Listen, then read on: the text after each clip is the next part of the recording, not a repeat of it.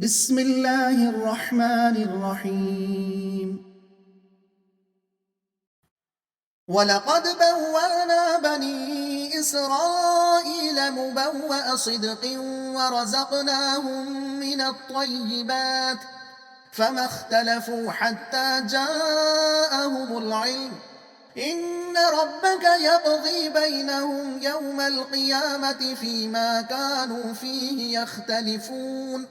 فإن كنت في شك مما أنزلنا إليك فاسأل الذين يقرؤون الكتاب من قبلك لقد جاءك الحق من ربك فلا تكونن من الممترين ولا تكونن من الذين كذبوا بآيات الله فتكون من الخاسرين إن الذين حقت عليهم كلمة ربك لا يؤمنون ولو جاءتهم كل آية حتى يروا العذاب الأليم فلولا كانت قرية آمنت فنفعها إيمانها إلا قوم يونس لما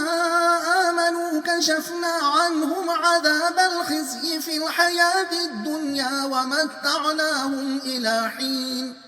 ولو شاء ربك لآمن من في الأرض كلهم جميعا أفأنت تكره الناس حتى يكونوا مؤمنين وما كان لنفس أن تؤمن إلا بإذن الله ويجعل الرجس على الذين لا يعقلون قل انظروا ماذا في السماوات والأرض وما تغني الآيات والنذر عن قوم لا يؤمنون فهل ينتظرون إلا مثل أيام الذين خلوا من قبلهم قل فانتظروا إني معكم من المنتظرين ثم ننجي رسلنا والذين آمنوا كذلك حقا علينا ننجي المؤمنين. مضمون: حق دھرم کو ایمان کی توفیق نہیں ہوتی. مطلب: ہم نے بنی اسرائیل کو تو اچھا ٹھکانہ دیا تھا اور عمدہ وسائل زندگی عطا کیے تھے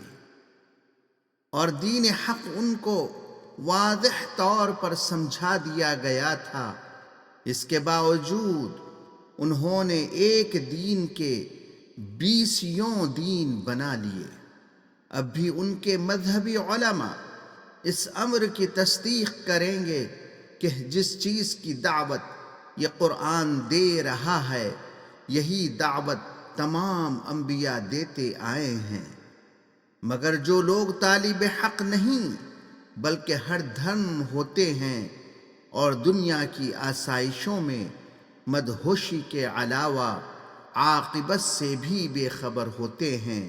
انہیں ایمان کی توفیق نہیں ہوتی جب تک وہ دردناک عذاب کو خود نہ دیکھ لیں.